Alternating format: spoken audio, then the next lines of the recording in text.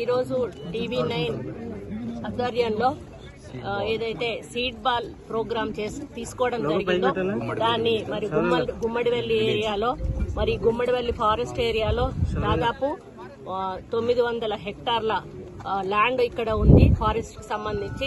దీన్ని మరి forest department వాళ్ళకి అడ్వైస్ చేయడం ద్వారా ఇక్కడ వచ్చి ఈరోజు ఈ కార్యక్రమాలు వాళ్ళు చేపట్టడం జరుగుతూ ఉంది.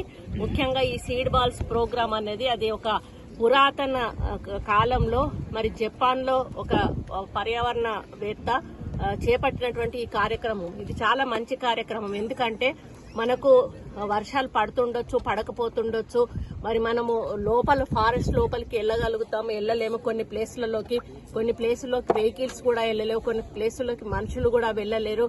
మరి ఎక్కడైతే ఓపెన్ ఫారెస్ట్ ఉందో అక్కడ మనము చెట్లను నాటాలంటే మరి మనము నాటడం కొంత ఇబ్బందిగా ఉండొచ్చు. అటువంటి టైంలో ఈ సీడ్ బాల్స్ అనేటివి చాలా ఉపయోగకరంగా ఉంటాయి.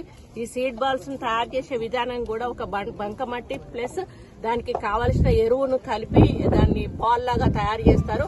ఏ రకాల విత్తనాలు అయితే వాళ్ళు సెలెక్ట్ చేసుకుంటారో సైజును బట్టి ఆ బాల్ సైజు కూడా పెరుగుతుంది.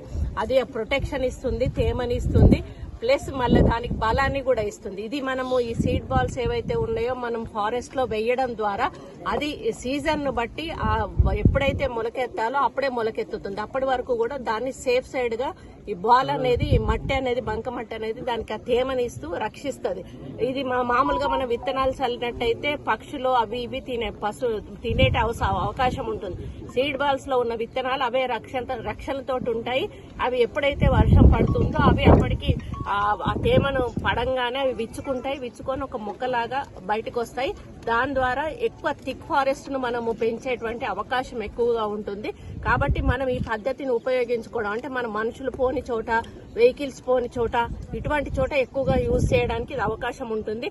నేను ఈసారి మా డిపార్ట్మెంట్ వాళ్ళకి చెప్పాను కానీ వాళ్ళు ప్రిపేర్ చేయలేదు. నెక్స్ట్ టైం మేము కూడా తప్పనిసరిగా దీన్ని ఒక ఎయిమ్ లాగా తీసుకొని మరి మనం ఎక్కడైతే ఓపెన్ ఫారెస్ట్ సెంటర్ లో ఉంటుందో అక్కడ మనం పోలేని ప్లేస్ ఉంటుందో తప్పకుండా మనం హెలికాప్టర్ ద్వారా కూడా వాటిని వేస్తే అది మంచి మొలకెత్తి థిక్ ఫారెస్ట్ అయ్యేటువంటి అవకాశం ఉంటుంది. కాబట్టి మనం ఫారెస్ట్ ను రక్షించుకోవాలి, ఫారెస్ట్ ను కాపాడుకోవాలి, ప్లస్ ఫారెస్ట్ ను ఇంకా ఎక్కువ మరి పెంచినప్పుడే మనకు మన ఏదైతే ఉందో మన జీవ వైవిధ్యం కూడా ఉంటుంది, బయోడైవర్సిటీ అనేది కూడా కాపాడబడుతుంది.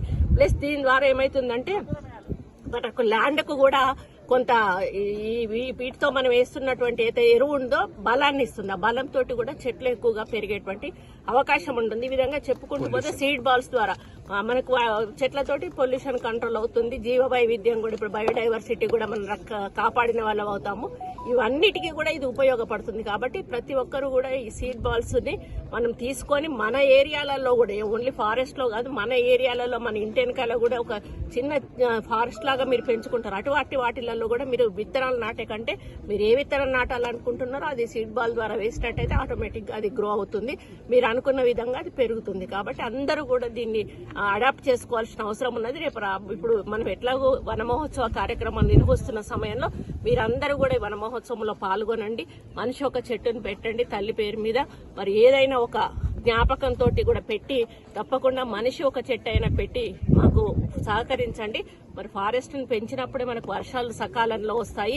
ఈ యొక్క ఏదైతే మనకు వాతావరణ కాలుష్యం అనేది పోతుంది, మనకు మంచి ఆరోగ్యమైన గాలిని మనం పీల్చుకునే అవకాశం ఉంటుంది. మన భవిష్యత్తు తరాలకు కూడా ఒక మంచి వాతావరణాన్ని అందించిన వాళ్ళం అవుతాం. కాబట్టి తెలంగాణ ప్రజలందరూ కూడా దీనికి సహకరించాలని కోరుకుంటూ